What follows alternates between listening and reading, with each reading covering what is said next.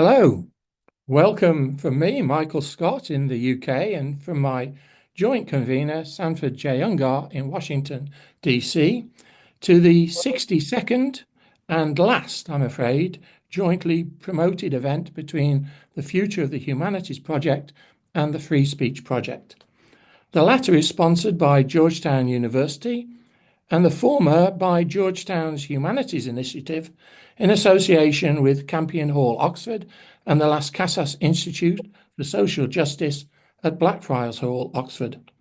Together, the two projects consider issues concerning human dignity, rights, cultures, histories, traditions, and freedoms in a wide spectrum of educational activity, policy, expression, and aspiration.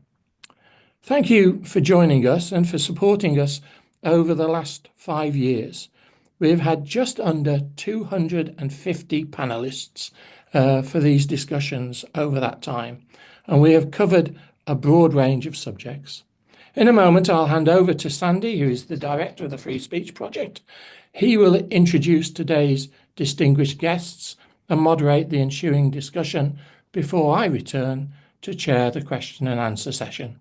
From the start, you can type in questions to the panel by using the Q&A button at the bottom of your screen, not the chat one. These will come to me during the session, and I will try and put them to the panel to consider. We urge you to ask questions as and when they occur to you, so that there's no bottleneck at the end.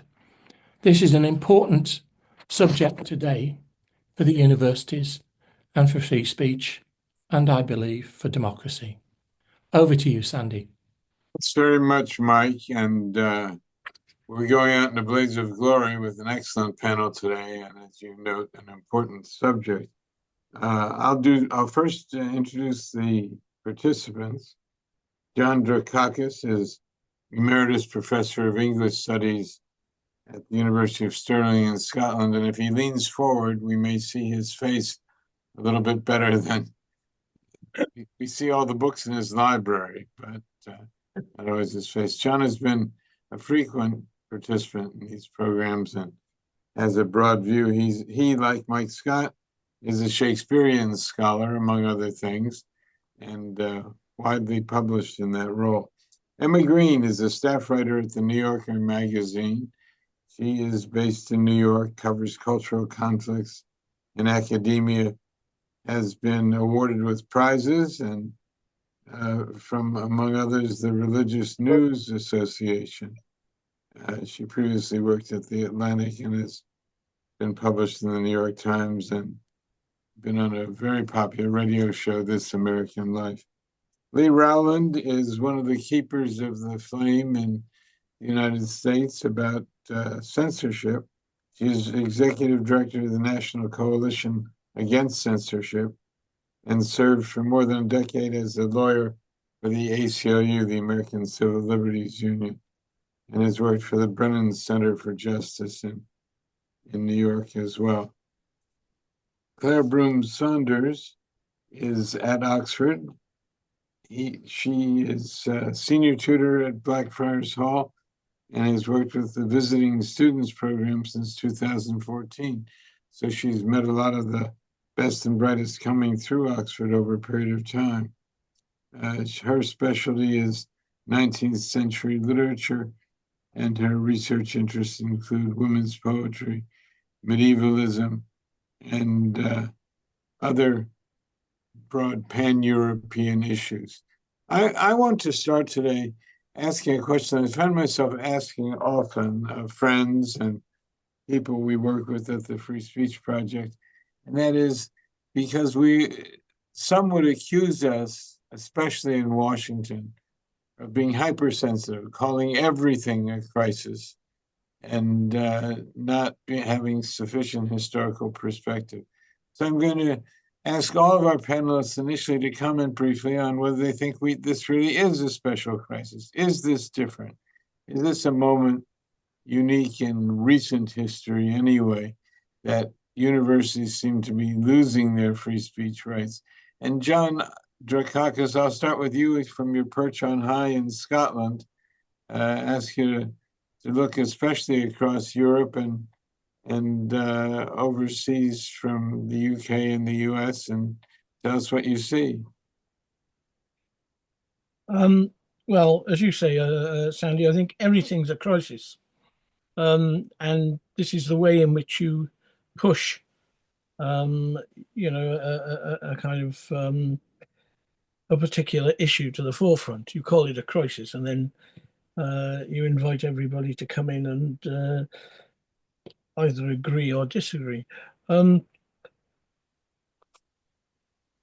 I think that there's a sense in which in university, everything is a crisis because it depends on what you want to focus on.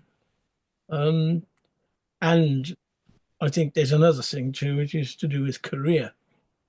You make something into a crisis by drawing attention to it, and by drawing attention to it, you then draw attention to yourself. Well, is that what's happening here, John, or is there are regimes in power in the US and in Hungary and various other places where there really is a suppression of speech at universities? And is that happening in the UK as well? I don't think there is. I mean, I'm not aware of it. Um, but there are ways of controlling research and research agendas, which is another matter altogether. But no, I don't feel that I'm being in any way constrained in what I say. Um, but why? I mean, if you're talking about Shakespeare, then there's. I mean, you can be controversial. I've been controversial in my time, and people try to shut you up.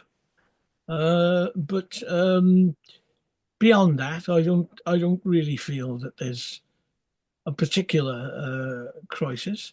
Okay, well, let's go to Lee Rowland, who makes a daily specialty of spotting censorship in this issue. Lee, do you agree? No, I'm going to be far more hysterical than John. And of course, I'll claim it's earnest, right? And objectively called for in the moment. But I think it's important to note that, I'm coming from a very American point of view. And as a free speech advocate, the thing that I'm often identified as is a First Amendment attorney, right? The First Amendment is Right. often a proxy for free speech values because that's the boundaries of the legal protections for free speech in the United States. And I have been a free speech or First Amendment attorney for about 25 years. And I'd say over that time, there's always push and pull. But I think we are in a moment where for me, I in my, advancing age as a free speech advocate, tend to measure freedom or a crisis of free speech or where we are by how free people feel rather than what it says on paper in a hermetically sealed law school class. And I will tell you, I am certain that I am not exaggerating when I tell you, students who are not US citizens do not attend protests in this moment. Professors who do not have tenure do not feel free saying what they want to on social media or even in their research. And in general, I think university administrators are feeling immense pressure. I don't have to say I think. University administrators, private and public, are feeling immense cultural pressure to change how they deal with student protests, with academic freedom by an American government that at this moment is not only a one-party rule, which is always, regardless of party, a hallmark of autocracy, or at least a risk of autocracy in the United States. But we are currently at a moment where I would say all three branches have fully demonstrated an abject lack of commitment to freedom of expression. And so we are in a very dangerous moment where the president is pretty openly and brazenly violating the First Amendment in huge ways with a massive focus on institutions, including institutions of learning. But at least in the United States, that is all of a piece with libraries and museums and other basically public institutions where we have the right to free inquiry. The Supreme Court has kind of turned its back on several of these clearly unconstitutional initiatives. And Congress has all but abdicated its power. So I absolutely think we are in a crisis moment. And I'm sorry to say that I think a month from now, we will look back and say it's even worse. And I hope we can talk about it a little bit, but we are on the cusp of a full McCarthyite, academy-wide witch hunt, not just, by the way, for higher education institutions, but for all 501c3s, which are charitable and nonprofit organizations under the United States tax code. There is a war on the ideology of institutions and nonprofits, and we are just beginning to see the implementation of that at the federal level. Emma Green. Yeah, I'd love to jump in. This is an area where I've been reporting not just during my time at the New Yorker, where I focused on higher education, but also for a number of years as I followed issues of religious freedom, which tend to then expand into these bigger questions of free expression and First Amendment covered rights. I think the story that Lee is telling is partially correct, but also it's partial in the sense that what we're seeing now with the Trump administration absolutely creating an ecosystem where institutions of higher education are reevaluating how they deal with different controversial subjects on campus. But you could also go back, say, 15 years, 10 years, and think about the ways in which our culture in the United States on campus seems to have shifted, probably around 2014, 2015. There have been steady arguments around perceptions on campus from students and faculty, even administrators, around how free people felt to speak in classrooms or to share controversial opinions. And what we know is that something changed about a decade ago in American campuses, and particularly in elite campuses. So talking about top-tier universities, the most selective universities, a sense of chill that students especially felt in being able to express themselves in their classrooms and what ideas were permissible in a classroom. And, there are lots of accounts of why that is, why there's been this sort of shift in the culture, not just at universities, around a feeling of being able to speak up and say what you believe. But I would say that the things that we're seeing now from the Trump administration are in some ways a reaction to that arc over the past decade of this sense that our culture has contracted in this sort of public sphere, our ability to share ideas that are controversial and to feel as though we're not going to face social and personal persecution for that. So coming up then to the Trump administration, which I recently did a big feature story about the Trump administration's wide-scale agenda on higher education, which is basically brokered through these deals with a number of top universities around allegedly their violations of civil rights law when it comes to discrimination against Jewish students, for example, or violation of protections for women. Those are the Trump administration's arguments. Critics, and I assume people like Lee would argue that the Trump administration, in singling out these universities and accusing them of civil rights discrimination violations, making these deals around them, the way that they deal with these very controversial issues. The critics might say this is the Trump administration trying to control the universities and the ambit of research and the ambit of conversations on campus and how administrators deal with students who are expressing contested point of views, like, for example, on the rights of Palestinians, because that's been a huge flashpoint on American campuses.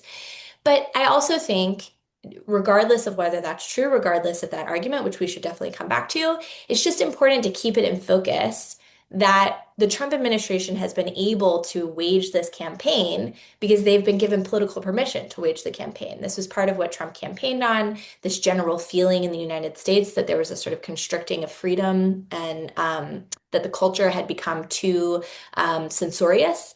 And so I think it's a more interesting picture when you think about how has the Trump administration actually sort of gotten its power to do this kind of thing. A lot of my sources told me they never would have done this during the first Trump administration because it would have just been unthinkable. Something has changed in our culture, and so I think it's worth wrestling with that sort of backdrop to the political moment in the United States. And I'm going to come back in a little bit to some of these extraordinary deals, as you call them, that are being made with universities. But I'd like to go to Claire Broom-Saunders.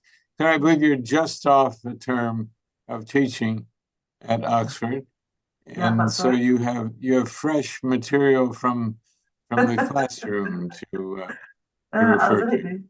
I think I'm sort of my views sort of in between John's and Lee's really, in that I think at the moment I think free speech is actually doing quite well from my point of view in English universities, in British universities. In fact, if anything, it's getting better. There's less um, cancellations of academics for certain views. There's fewer examples of non-platforming. However, we are looking across the Atlantic with some degree of fear because, as John mentioned, the impacts, not necessarily on free speech, but the impacts of what was happening to free speech in the States has massive repercussions on research and research life and academic freedoms in this country. And the kinds of things that have been that are not able to go forward because of what's happening in the States. So, although we seem to be in this quite nice positive bubble at the moment, I think we are aware of what's going on and the impact of that. What I think where we are at something of a crisis in this country is in the polarization in our society more generally, which obviously impacts the university and impacts the students coming through the university. And if you just look at our newspapers and you see where that is, that there's a sense of I'm right and you're wrong, not I have a different argument and different way of thinking from you, and that I think that's where those outside pressures are causing problems within the university. But at the moment, I do think we're at actually quite a positive place, better than we were say 2-3 years ago in the UK. But we're obviously on the edge of what's coming next and aware of what's coming next, I think. To digress a bit from the center of this topic, how about the BBC, which has found itself in trouble with Donald Trump? And many people in the UK think the BBC has sort of, what should I say, lost its oomph a little bit. That's very interesting. That's what certain parts of the press tell you, that the people that, if you actually ask the majority of people in this country, I think they'll say the BBC is a very good thing and be very supportive of it. But it's actually parts of the more right-wing press would like you to believe that the BBC is not doing a good job. Whereas actually, in terms of giving, I mean, obviously no one's questioning that what happened with the editing was just a stupid piece of journalism, because it just was an unnecessary piece of journalism. To be honest, there was enough material there that they didn't need to do that piece of editing. So that's the first thing to say. But by and large, the BBC do a pretty good job of giving an unbiased view, of giving the news. And I think the majority of people would agree with that in this country. That's not what certain parts of the press would like other outside people to believe. So there is undoubtedly questionings going on about how the BBC is run and managed, but I think it's. I'm sure coverage over in the States was very different from what we had over here, for example. But there's certainly a huge amount of support for the BBC as an institution, and as one of the few remaining places where there's a sense of independence and of unbiased accounts, I think. Lee, to come back to you, and then I want to get to John Drakakis again. Maybe you could describe very briefly, for those who are participating in this program today and may not have followed us closely, what these so-called deals are like with universities, in some cases very prominent universities. There in New York, Columbia University was the first, I would say, to sort of wave the white flag and give in to the Trump administration. And just briefly, what is the impact of this on the universities themselves?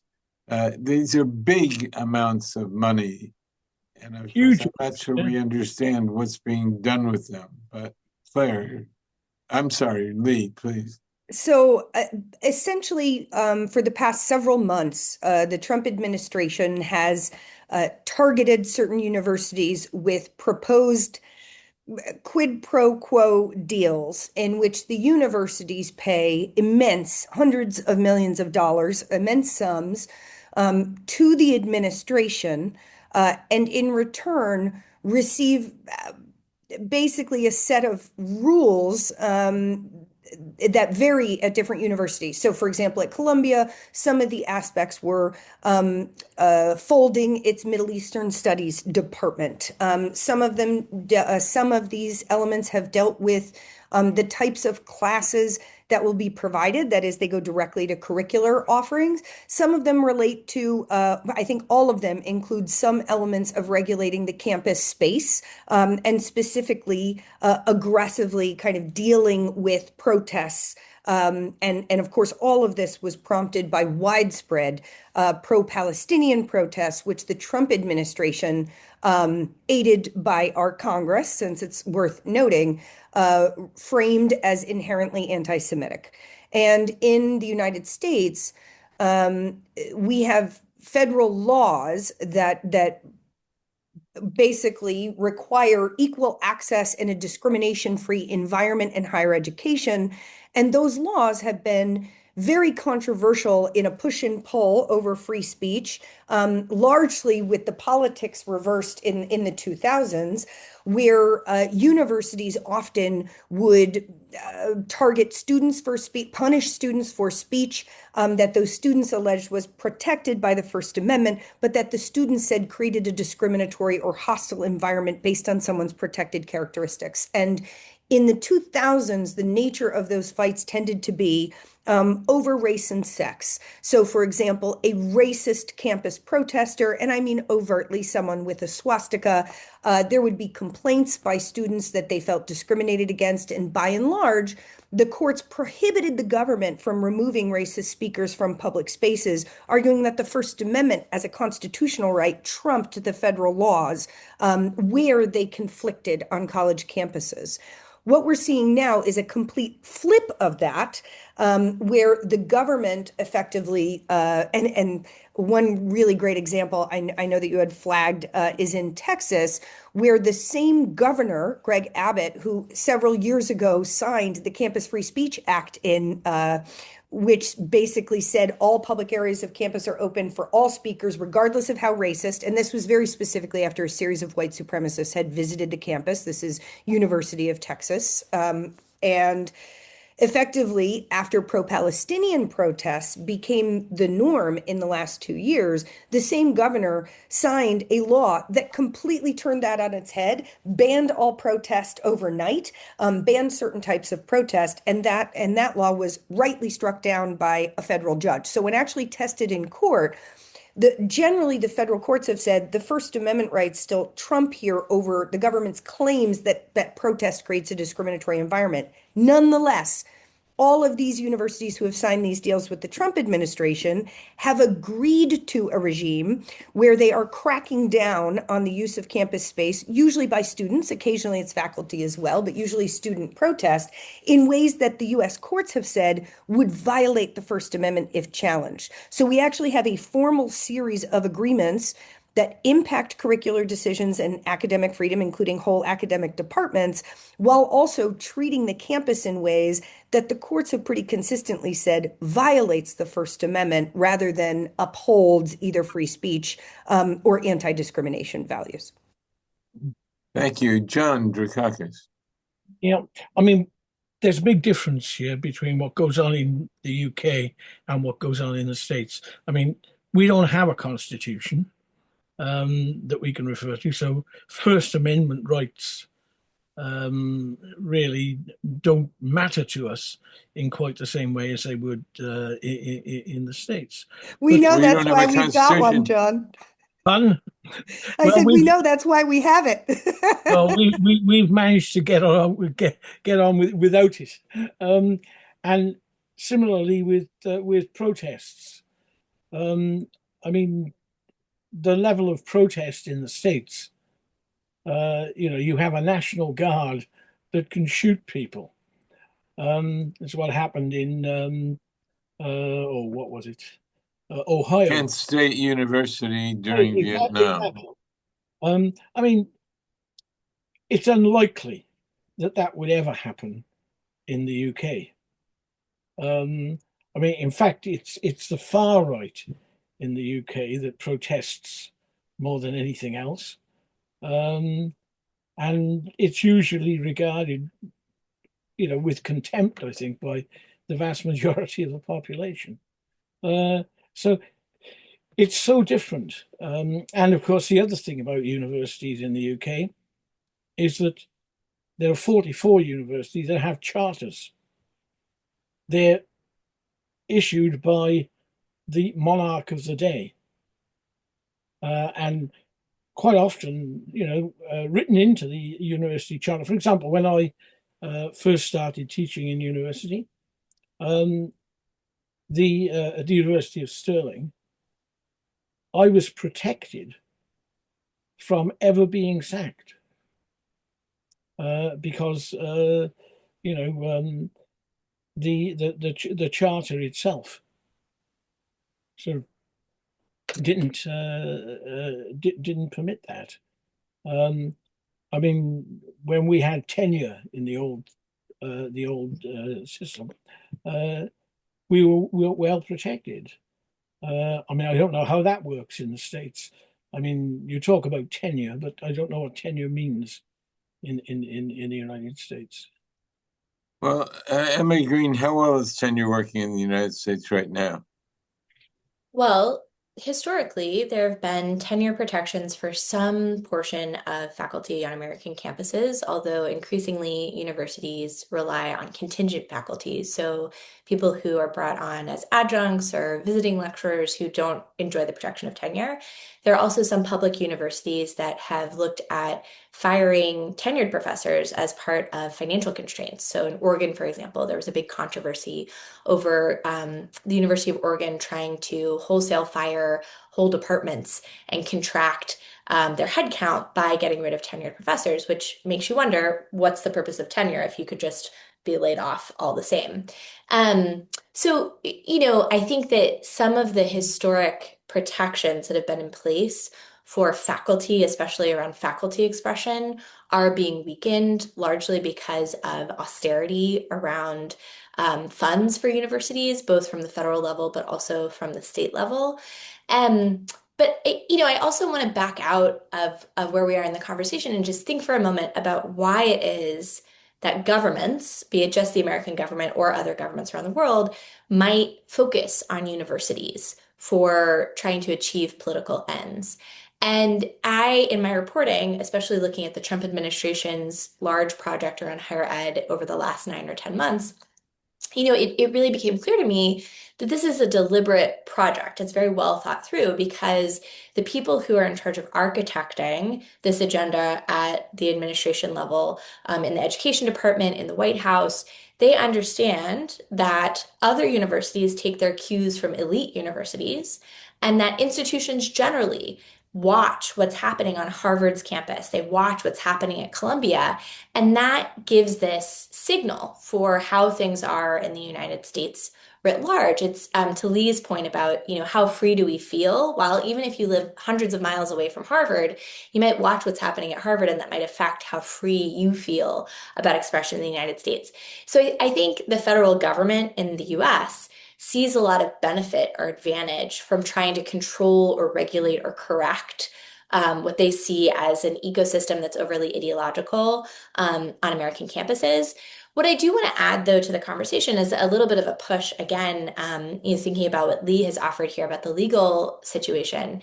It's not a new situation that the federal government is trying to push universities to comply with their vision of what campus life should be. You could argue that the Trump administration has been particularly efficient and effective and certainly splashy in coercing the universities or getting the universities to comply with its vision, for example, of anti-discrimination regimes.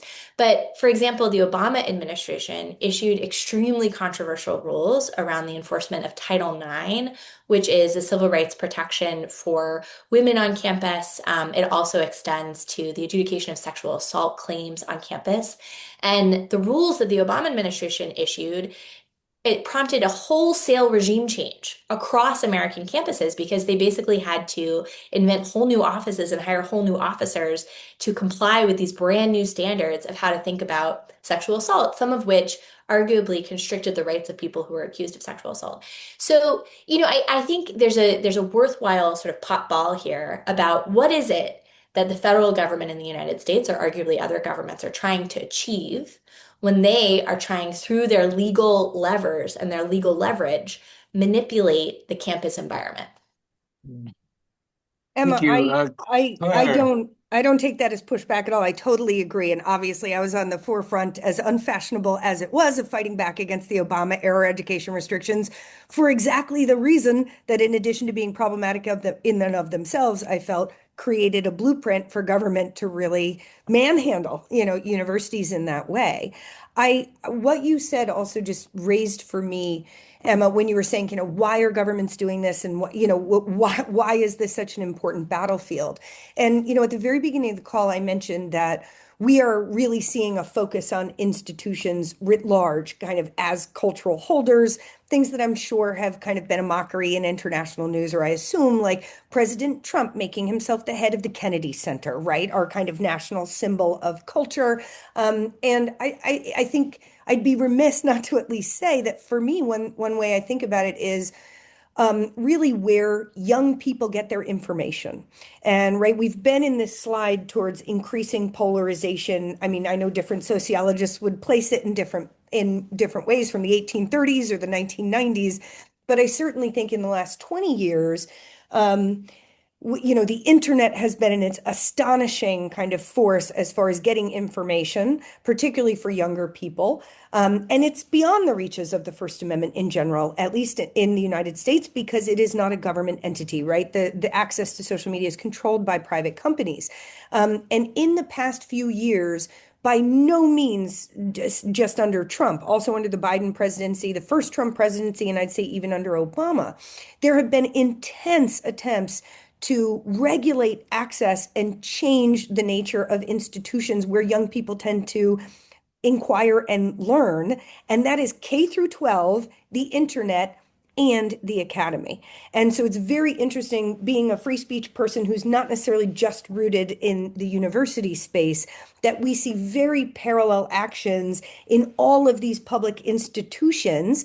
And particularly, for example, in the US, we can really, I think, trace an uptick in the kind of university cultural fights we've been talking about, along with things like book bans and educational censorship at the K through 12 level. So I really do think these are targets of a culture war where access to information, or certainly access to polarized information, or people you disagree with, or that the dominant kind of governing body disagrees with, is a real threat politically. And I think that's why there's a huge focus. We have a kind of notorious Project 2025, which is a political blueprint from allies of the Trump administration. They released Project 2026 this morning.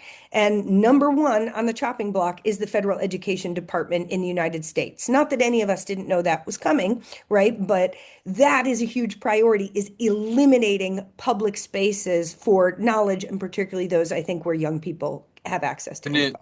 And it certainly is a part of long-running culture wars.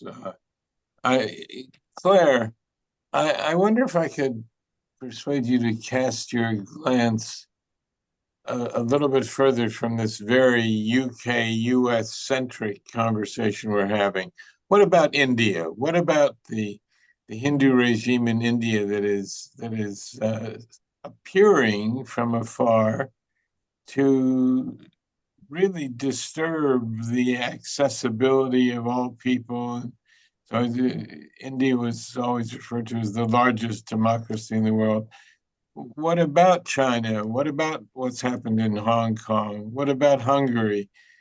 forcing the Central European University out because it was too troubling.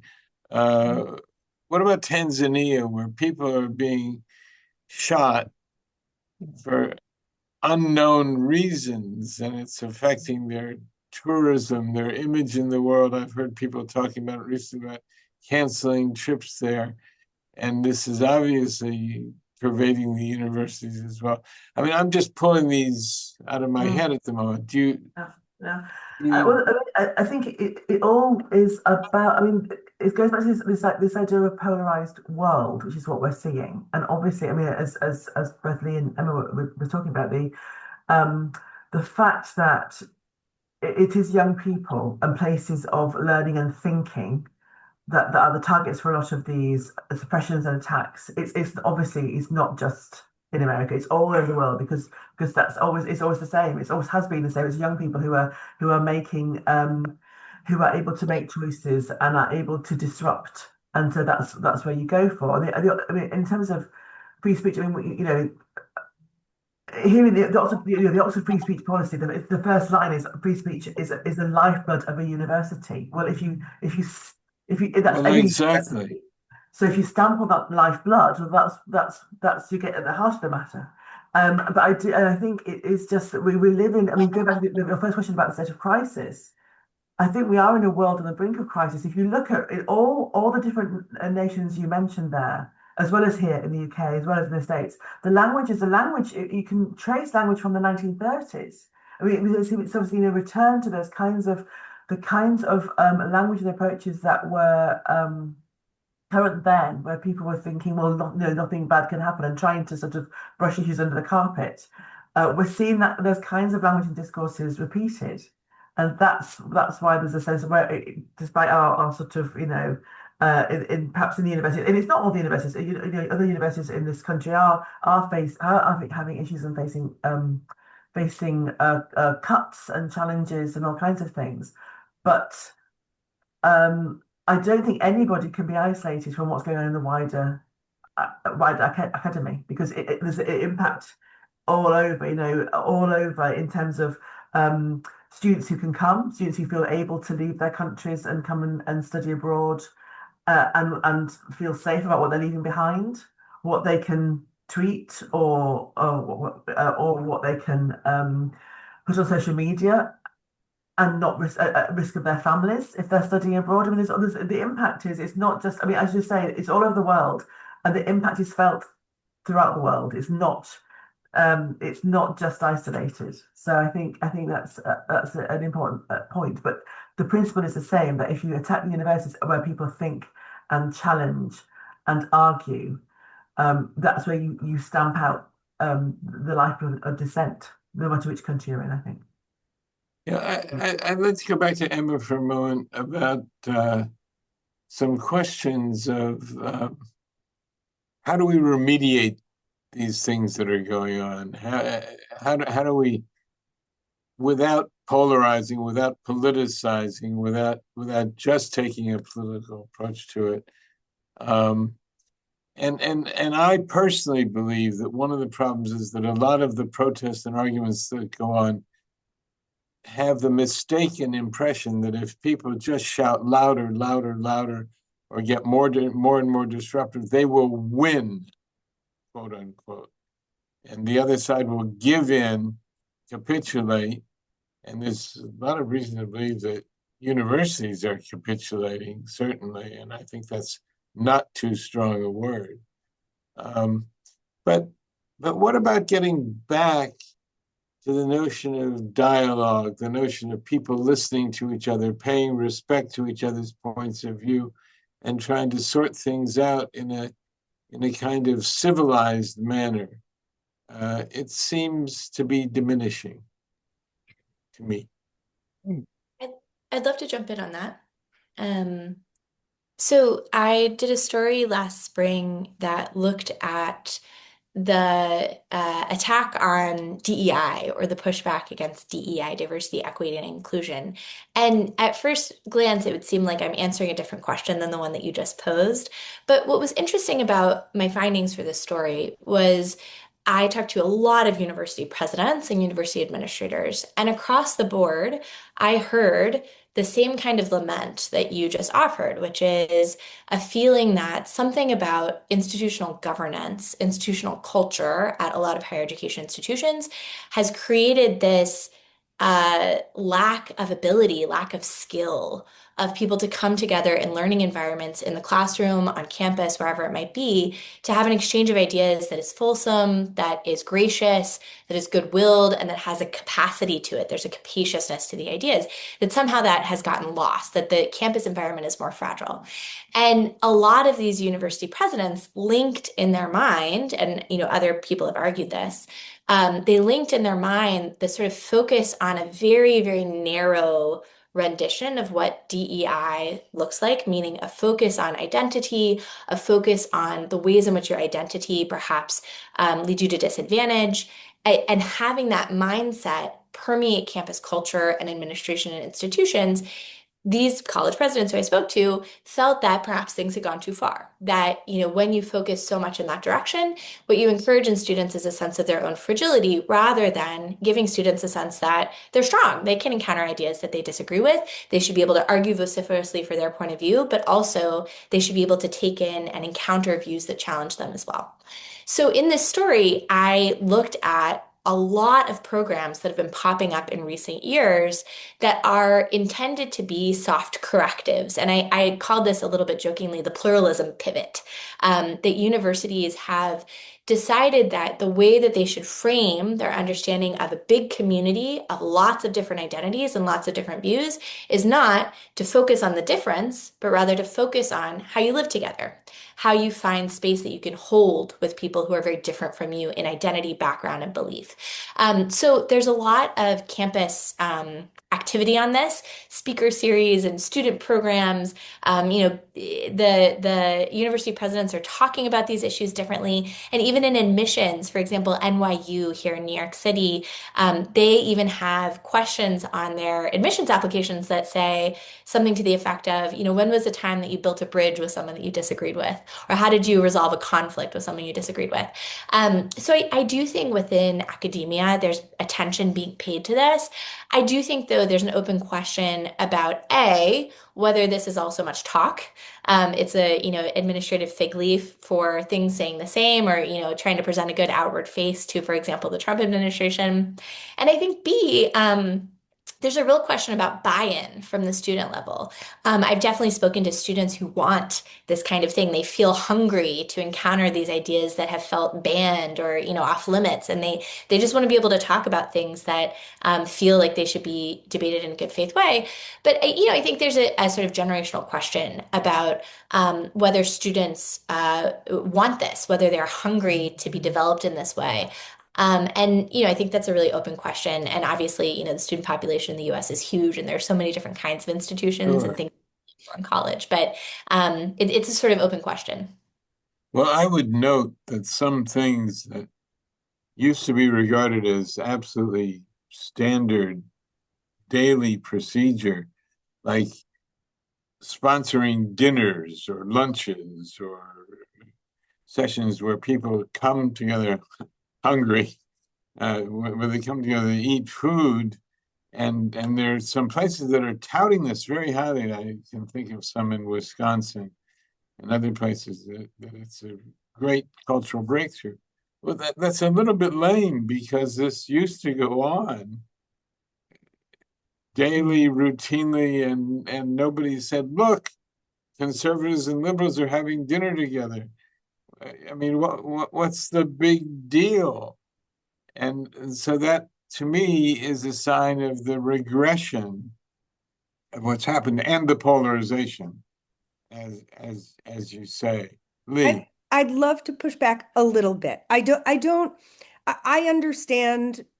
I think it's pretty well documented that we have a trend towards greater polarization, but I want to resist a characterization of what is happening on college campuses in this moment or protest as somehow evidence of that polarization.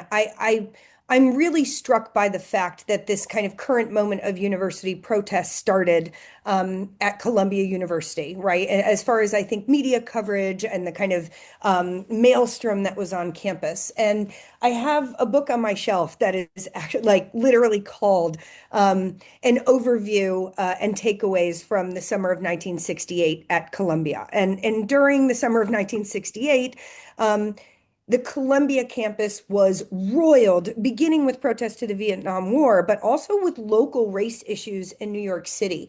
And when you go through the chapters, it is, I guarantee if you read this without dates to someone else, they would think you were talking about 2 years ago, right? They took over Heinz Hall. There was all kinds of property damage. They did at one point call in local police and National Guard. They were unbelievably effective. Those students were powerful. As academics, you may say, wow, that's tarnishing the purpose of the campus. But that is often looked at, I think, with some rosy glasses to think that that was actually part of a massive catalyst of a civil rights movement in the United States. We also had massive protests in the summer of 2020 after the death of George Floyd in what people thought of as the kind of summer of racial reckoning. I don't think that visibility of protest or even the raucousness of protest has categorically changed, actually. I think what has changed is the institutional reaction to that protest. And I actually believe, and perhaps this is very deeply cynical, that part of the reaction to that protest is because of the demonstrable power that earlier protests that got raucous, right, that used that community space loudly and upsettingly to other members of the university community, we now think of as kind of high points of protest and free speech in the 20th century. So and by the way, I would say I happen to know the young woman who for the last several years was president of Hillel, which is the Jewish group on Columbia University. She hosted Saturday dinners for all the leaders of the pro-Palestinian encampments, and they broke bread together. So I think what I would just say, and maybe you weren't trying to say this, Sandy, so I don't mean to suggest a straw man argument. I don't think the nature necessarily of protest has changed, and I'm uncomfortable becoming older and wagging my finger at the, choices and tone that the students are using. That's not my role. But I do think the unbelievable reaction from adult society, right, political society to those protests has fundamentally changed, where now that is seen as a categorically awful thing that must be avoided at all costs. And I just have to say, it's obviously linked to the viewpoints that those students are espousing. So for me, I'm you're very unlikely to find me saying, oh, like wither civility on the college campus. I don't think that's changed, at least at the student level. But I think institutions no longer know how to productively handle protest and funnel those conversations into helpful academic exercise. Right. Well, I think you made a very important point quite effectively, and I appreciate your doing it. Could I add something? And then yes, Emma, briefly, because then we have to go to Mike and the questions that have come in. I would just say to our audience, our distant audience, if you haven't put through a question yet that you are interested in, now is a very good time to do it. Go ahead, Emma. And this is something that I'd also be interested in hearing from John and Claire about because you're interacting with students. But the one thing I'd add to Lee's account, which I think it's important not to have this historical revisionism, is I do think a big difference, though, is the student population. And something that I hear all the time in my reporting is this lament that students who have grown up online, many of the recent students who were online for a lot of their schooling during COVID, who were, given access to phones and social media from a very young age, and who in general, I think, live in a world where their frame of reference is huge, right? You live your life on social media, your entire world is universal as your audience. The consequences of your action and your statements are so different than if you just made a stupid comment in the 1970s in your high school, right? It would maybe go to your high school student newspaper, but it would never go any farther than that. I have heard so often that something that shifts this ecosystem of capacity for civil conversation, for capacious conversation, to not feel fragile, but rather sturdy when encountered with ideas that challenge you. It's less about, which ideas are controversial and all of that. It's more about the students and how they grew up and their relationship to technology and what kinds of ecosystems educationally they've been in. So I do think that is actually a really big difference from the summer of 1968, is that in the summer of 1968, nobody had a cell phone and nobody was on Facebook or Right. Instagram. Well, I do think there are very important differences between 68 and today. The teach-ins of 68 are not something that's happening today. Not very much, anyway. I'd like to go back to Mike and ask him to raise some of the questions that have been sent in and enter that phase of the conversation. Well, thank you very much. We have a number of questions that have come in. One thing I'd say just before I go on to them, and you might just think about this because I might come back to it, is that what I've been aware of is that people talking in public, politicians in particular, who have no sense of history at all. It's as if history does not matter. And you get a situation whereby if you talked about, oh, there may be a parallel here with what Neville Chamberlain did, they wouldn't know what he did. Or who he was. Eh? Or who he was. Or who he was, precisely. They wouldn't know. And so you're seeing same mistakes, I think, as Claire pointed out, the same mistakes happening now that happened in the 1930s without any historical understanding whatsoever. Because the thing that people are interested about is making money. And that's what we haven't talked about. It's making money. It's capitalism. And it's capitalism at its worst. And it's destroying those democracies that are based on capitalism. That's what's going on from my point of view. But I must go to some of the questions. Come back to me on that. But that's what I've been thinking. And I see that John, who wrote Alternative Shakespeares, which is one of the great books of challenging Shakespearean theories, has been nodding his head at me. Thanks, John.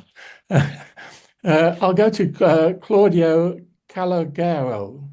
And he says, I remember that in the 60s, it took years in the US to pass a federal law to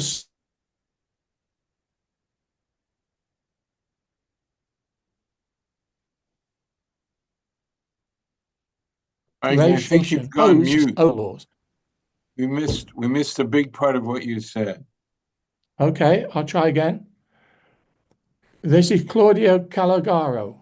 I remember that in the 60s, it took years in the US to pass federal law to stop and ban the racial segregation because many states opposed the prevalence of state laws over federal laws. But now it seems much easier for the executive power to get rid of any acquired right and, at the end of the day, of the rule of law. Emma, do you want to start with this one? Well, I think what we've been speaking about with the Trump administration executing its agenda on higher education is a great illustration of this point, which is that the federal government under President Trump, but arguably long before President Trump under previous presidents, has become really powerful. And there have been a lot of efforts by people in the federal government, not just President Trump, but also Democratic presidents, to try to wield the sort of carrot and stick that they have with tremendous federal funds to get universities and other institutions to comply with their policy decisions, with their vision for what campus ecosystem should be like, with their interpretation of the law. That being said, so I think the expansion of federal power and the federal use of this power is undeniable. That being said, I also think we're in a time of realignment in higher education when state governments are exercising tremendous influence over universities, particularly big public universities, and more often in red states than in other states. We've seen laws passed in a number of states that help to regulate the way that universities deal with protest, but also creating, for example, new academic centers that are seen as an effort to try to bring more conservatives on campus, more conservative voices on campus. There's an effort out of a number of southern states to create a new accreditor that would largely run through state governments, which means that the state governments themselves would have more power in determining whether universities are doing their job well or not, as opposed to an outside third party. There's just a lot of action when it comes to governments trying to put a thumb on the scale for how higher education operates. And I think some of that is new. I think that there's more attentiveness to this on the right. Republicans have sort of gotten wise to the way that they can use their power and resources to change institutions that they largely don't like or see as biased. And I also think it largely tracks other trends within the United States, especially around the consolidation of federal power and the expansion of executive power, that higher education is one battleground among many, or one sort of arena among many, as Lee was talking about earlier, where governments are, the federal government is using its power to try to shape the world around it. Thank you. Lee, I saw you nodding there. Do you want to come in on that? I mean, everything Emma said was great. The only thing it's hard not to smirk a little, because as a civil rights lawyer, one of the most common things that we say to each other in the last couple of years is we're all states' rights advocates now. And that really has been for the last several years in the United States, because much of my career I spent working at the American Civil Liberties Union, which is a multi-issue civil rights group that, among other issues, I worked on free speech, but also does abortion rights. And when, for example, the US Supreme Court eliminated the federal right to abortion under a constitutional theory several years ago, many civil rights advocates completely realigned their tactics to really focus on protections in state law. And so and yet, historically, for our generation of folks who went to law school in the 20th century, for example, we really inherited the concept of state rights. That's something that flowed, frankly, all the way from slavery and Reconstruction in the United States, that the federal government was thought to be a kind of liberalizing force, like the one world government. And so we always inherited as young lawyers the idea that states' rights were a tool largely of the right part of the political spectrum. And that's correct in the sense that it is a tool. It is not inherently, there are very few people, I think, who have an inherent human rights principle that it should be state versus federal rights. Most people actually have a substantive political belief set. And whether or not the federal or state governments have more power is essentially a utility. And how you see that probably depends on what values you hold. And so now that, at least for people on the left or civil rights advocates who see the weakening of federal civil rights protections, the elimination, for example, of the right to abortion, the Department of Education, they're seeing the states as the most fertile term to ratchet up those rights, on a national scale. So I was kind of smirking only because that is like the whole thing has kind of turned 180 over my career as an attorney. And now you really see people on the left investing in state protections rather than trying to get them at the federal level. Very interesting. Very interesting. Paul Murphy has got a question here. Could anyone speak about cancel culture against the right that preceded the Trump era? Eric Kaufman at the University of London has extensively documented some of these trends, and it seems that the kind of censorship described by Lee Rowland may be part of an unfortunate pendulum effect. As Claire Saunders said, is this not pointing towards a deeper decline of civic education in discourse and debate? Can I go to Claire first, and then I'll come back to Rowland? Claire? Yeah, absolutely. I mean, this is when I was talking about the situation in the universities at the moment. I think cancel culture is something that we're kind of coming out of, and perhaps because we're swinging, perhaps cancel culture seemed to be what would be described as woke principles by people on the right, and I think that cancel culture seemed to be on those kinds of ideas. So perhaps one of the reasons we're coming out of cancel culture is because of a a greater number of right-wing voices coming through, and that's why we're sort of somehow getting a more balanced situation now, I think. But I think I do think there is a major problem in the university about getting students to argue. I fear for the state of legal profession if you have to argue, argue a case you don't necessarily believe in, because the idea that the sort of medieval universities of, oh, here's an idea that you disagree with, tell me why I should believe in it. It's much harder to get through now. It's much harder when even in essays, just engaging with texts, having the ability to really see through another person's eyes seems to become more and more difficult, and because of the polarization we're seeing wider in society, I think. But it's absolutely, if we're going to get out of this, the idea of crisis that Sandy referred to at the beginning, that's the way we do it. You come out by saying, okay, you disagree with me completely, but I have to see why you think the way you do. Within law, I mean, I would say that's really important when we don't have the same kinds of constitution, obviously, as you have in the States. We do have an Equalities Act of 2010, which inscribes in law characteristics that cannot be spoken of in certain ways. So, when you hear the President of the United States calling a woman a piggy, for example, I mean, that would be something that would be punished very, very strongly in a university context, because we do have protected characteristics that are looked after. So the idea is you can have robust debate, you can argue, but there are certain legal things that you cannot say for good reason. But within the law, you should be able to debate and argue, and that is something that we are losing a little bit. The idea of and I mean, perhaps in this country we can take it back to Brexit. I mean, that's when we first started to see people, I am right and you are wrong.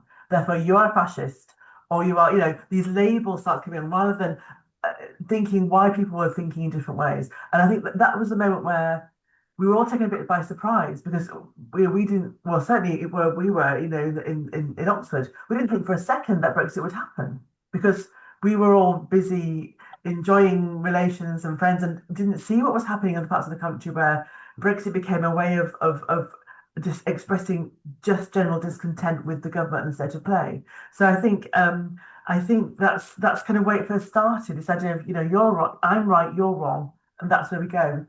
But coming back from there is so important. And then this is where the universities play an absolutely huge role in developing those arguments, in giving these tools, in making sure that young people do have that ability to disagree respectfully. That's and politely, which is essentially what we need to come to. Of course, Claire, Brexit also made some right-wing politicians very, very rich, I think. Absolutely. And that shadow hasn't gone away from us. It's still around. I don't know if John Drakakis wants to say anything about it from the British point of view. Well, I voted to remain, so I'm already committed. But I didn't think you were a capitalist. Anyway, never mind. Yeah, but I mean, I think I want to raise the question of capitalism, because I think it's too important to skate over. And the idea of universities as money-making institutions. I mean, what we haven't talked about, of course, is universities as businesses, not universities that use business techniques, but they are businesses. And if you look at the ways in which universities raise money, then you can begin to see how much they are businesses. I mean, when I was, growing up in the 1970s, you didn't think of universities as being businesses at all. The money came from a central government, but the central government gave you a sum of money, and you divided it up according to the principles of a committee that was designed to do that. But now, of course, the argument is, well, we're giving you money, but what you do is what we want you to do. And this is why administrators have become very important.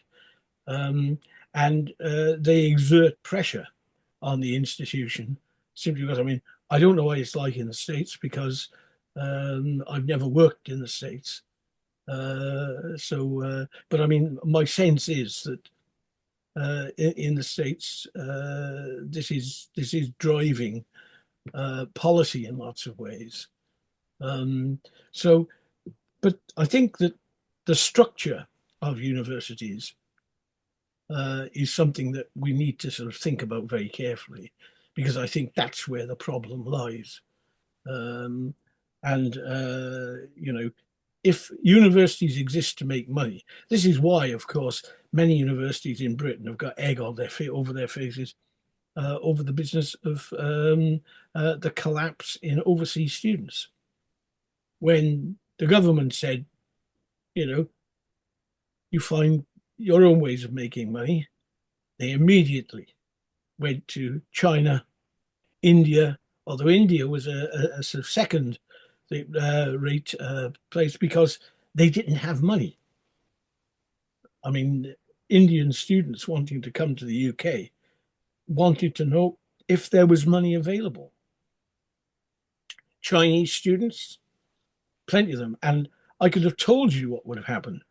I went to China in the 1980s, and this was before Hong Kong was a big issue. And I said to my interpreter, what are you going to do with Hong Kong when you, get it back? He said, oh, well, he said, we'll make of it, we'll shape it in our own way. It's exactly what's happened. And this is what happens with China.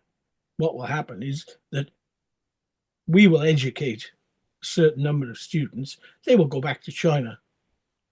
And there will come a point, of course, when you won't need any students, to go abroad. They'll educate themselves.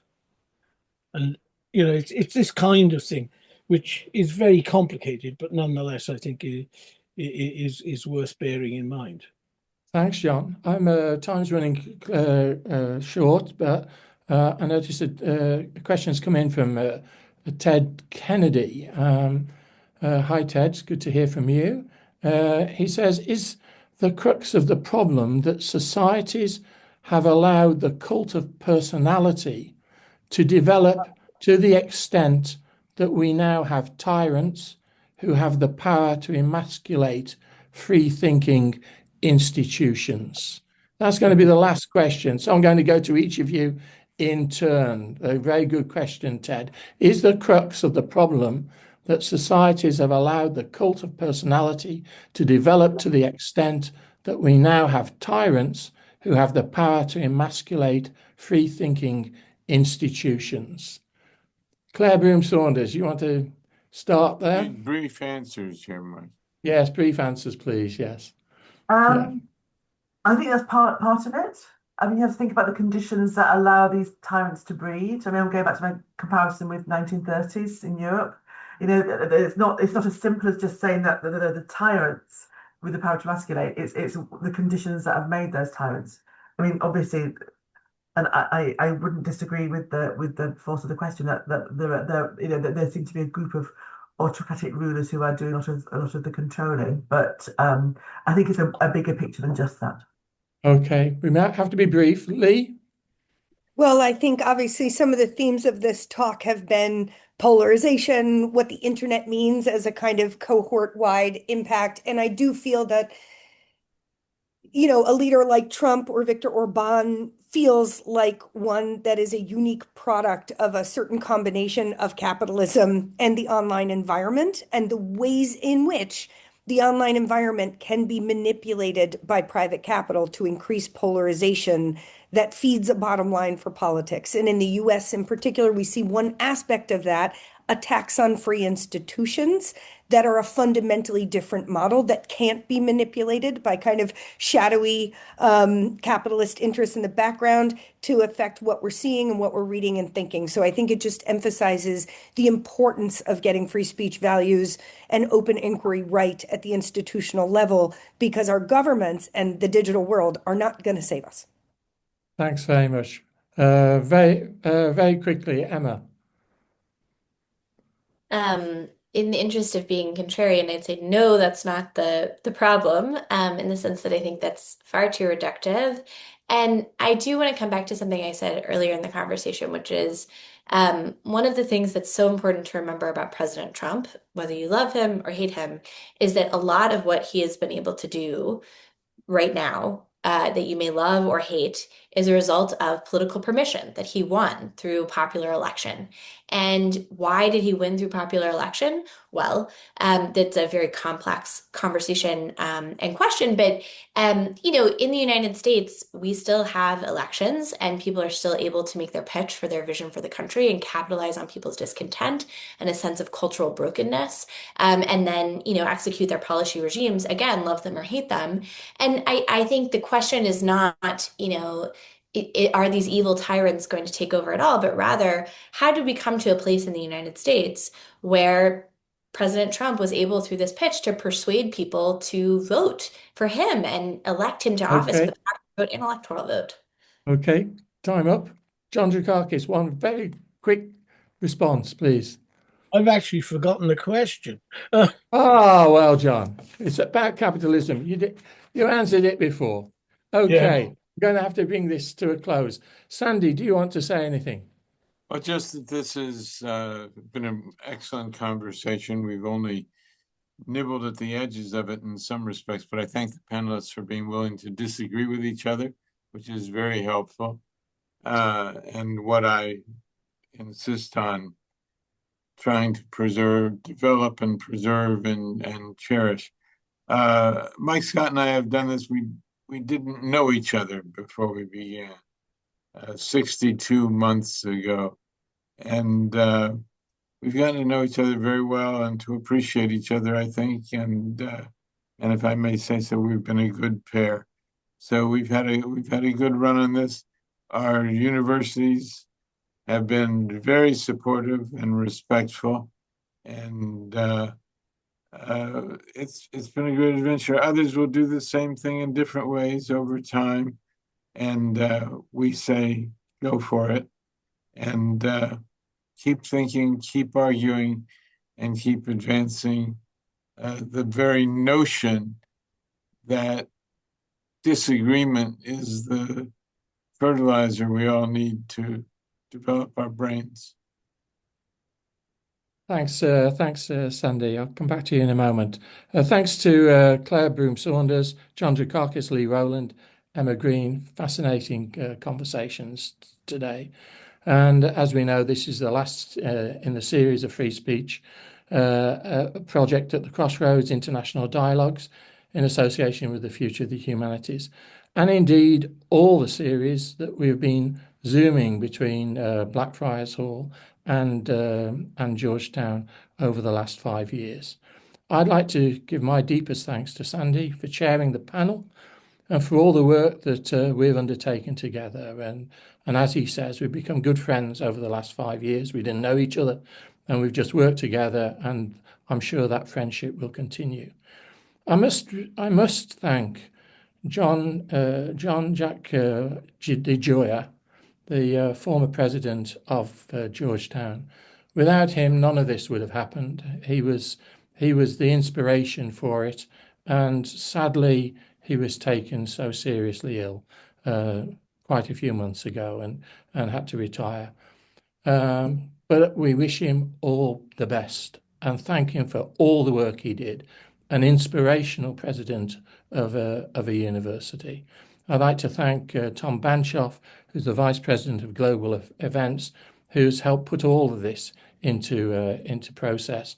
And at Blackfriars, to John O'Connor, the Regent, to Richard Finn, who was the director of Las Casas, now to Hugo Slim, who is the director of Las Casas, and to Dominic Smith, who's the provost Thanks also to Nick Austin, the Master of Campion Hall in Oxford.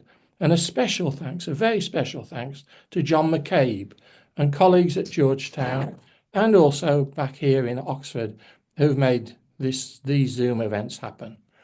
I'd like to thank everyone who's been joining these sessions and who've asked questions, not just today, but in the past.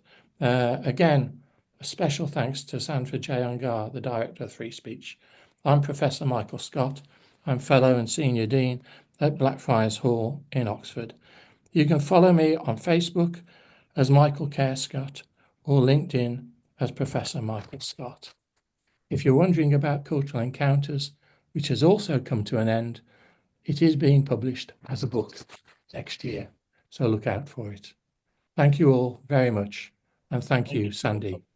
Bye-bye. Thank you, Mike, and I want to reiterate what you said about Jack DeGioia, who is one of the great leaders of higher education in this country and had that career cut short by an illness. He encouraged everything that we've been doing here. And I also have to agree that John McCabe has helped us shape up this process and make it more effective. And that really was a great gift to us both. So all good things must come to an end, and we will be back in one form or another, each of us individually and perhaps together. Okay. Bye-bye, everybody. Thank you. Bye-bye. Thank you very much. Bye-bye. Bye-bye.